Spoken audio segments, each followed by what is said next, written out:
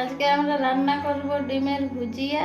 এখানে দুটো ডিম নিয়েছি, পেঁয়াজ কুচি, টমেটো কুচি, লঙ্কা কুচি, এখানে আছে জিরা, হলুদ গুঁড়ো, লঙ্কা গুঁড়ো, এখানে আছে নুন। কড়া গরম হয়ে গেছে, তেল দিয়ে দেব।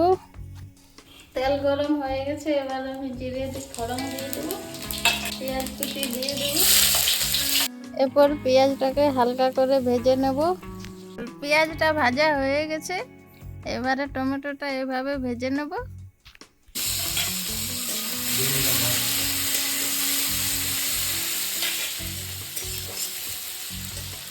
টমেটো ভাজা হয়ে গেছে, এবার ডিম দুটো ভেঙে নেব।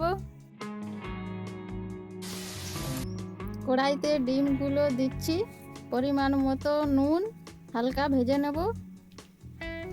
ডিম ভাজা হয়ে গেছে, এবার হলুদ গুঁড়ো, লঙ্কা গুঁড়ো দিয়ে ভালো করে নেড়ে চেড়ে নামিয়ে নেব।